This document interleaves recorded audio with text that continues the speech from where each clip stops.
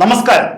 കഴിഞ്ഞ ദിവസമാണ് ഏഷ്യ കപ്പിൽ ഇന്ത്യ പാകിസ്ഥാനെ തകർത്ത് വിജയം നേടിയത്.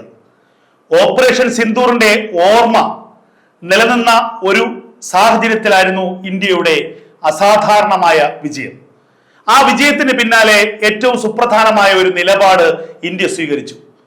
പാകിസ്ഥാൻ ക്രിക്കറ്റ് കൺട്രോൾ ബോർഡിന്റെ പ്രസിഡന്റും ഏഷ്യ ക്രിക്കറ്റ് കൺട്രോൾ ബോർഡിന്റെ ചെയർമാനുമായ മൊഹ്സിൻ നഖ്വിയിൽ നിന്ന് ഏഷ്യ കപ്പ് ചാമ്പ്യന്മാർക്കുള്ള ട്രോഫി വാങ്ങില്ല എന്ന് ഇന്ത്യ തീരുമാനമെടുത്തു.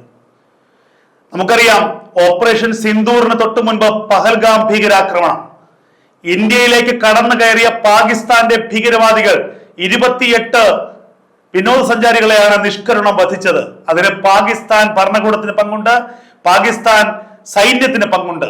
ഈ ജെയ്ഷെ മുഹമ്മദിന്റെയും ഹിസ്ബുൾ മുജാഹിദിന്റെയും ഒക്കെ തീവ്രവാദികൾക്ക് സംരക്ഷണം ഒരുക്കിയത് പോലും പാകിസ്ഥാനാണ്. അതിനുള്ള ഇന്ത്യയുടെ തിരിച്ചടിയായിരുന്നു ഓപ്പറേഷൻ സിന്ദൂർ. ഓപ്പറേഷൻ സിന്ദൂറിൽ ഇന്ത്യ 9 ഭീകര കേന്ദ്രങ്ങൾ തകർത്തു. പാകിസ്ഥാൻ എയർഫോഴ്സിന്റെ വിമാനത്താവളങ്ങൾ തകർത്തരിപ്പണമാക്കി. എന്നിട്ടും ഇപ്പോൾ ലോകത്തോട് പച്ചക്കള്ളം നുണ വിളിച്ചു പറയുകയാണ് പാകിസ്ഥാൻ ചെയ്യുന്നത്. പക്ഷേ യാഥാർത്ഥ്യം എന്തെന്ന് ലോകത്തിന് കൃത്യമായി അറിയാം. ഇവിടെ ഇന്ത്യ പാക് പ്രശ്നം എന്തിന് കളിക്കളത്തിലേക്ക് വലിച്ചിഴയ്ക്കുന്നു എന്നുള്ള ചോദ്യം ഉയർന്നിരുന്നു. എന്നാൽ ഇന്ത്യയുടെ ക്യാപ്റ്റൻ സൂര്യകുമാർ യാദവ് പറഞ്ഞത്, ഞങ്ങളുടെ സഹോദരങ്ങളാണ് കൊല്ലപ്പെട്ടത്, അതുകൊണ്ട് തന്നെ പാകിസ്ഥാനോട് ഞങ്ങൾ ക്രിക്കറ്റ് കളിക്കും, പക്ഷേ യുദ്ധത്തെക്കാൾ വലിയ വൈരാഗ്യത്തോടു കൂടിയായിരിക്കും ഞങ്ങൾ കളിക്കുക. ഇന്ത്യ കൃത്യമായി തന്നെ നടപ്പാക്കി. ഒരു കളി പോലും തോക്കാതെ ഇന്ത്യ ഏഷ്യ കപ്പ് വിജയിച്ചു.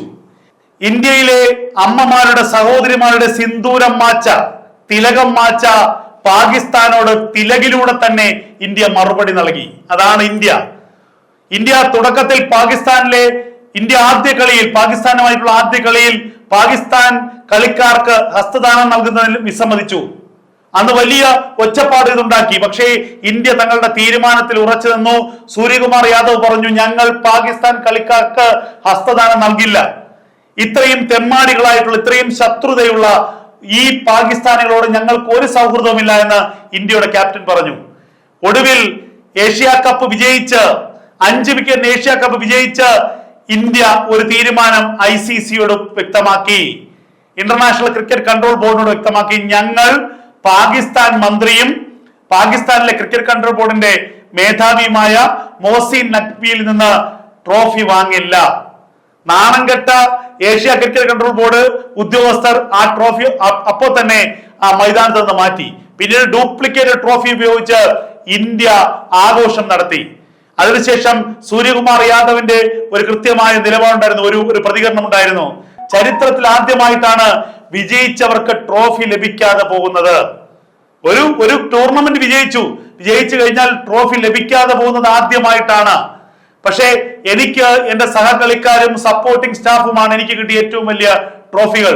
ഞാൻ അതുകൊണ്ട് തന്നെ ഈ ഓർമ്മ എന്നും എനിക്ക് എന്റെ മനസ്സിലുണ്ടാകും, ഞാൻ നെഞ്ചേറ്റും.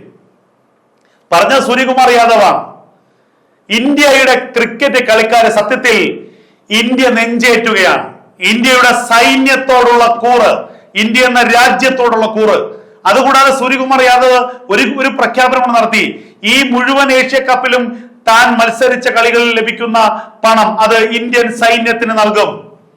ഇന്ത്യൻ സൈന്യത്തോടൊപ്പമാണ് തങ്ങൾ എന്ന് ഇന്ത്യയുടെ ക്രിക്കറ്റ് ടീം പ്രഖ്യാപിക്കുകയാണ്. ഇതിനപ്പുറം എന്താണ് വേണ്ടത്?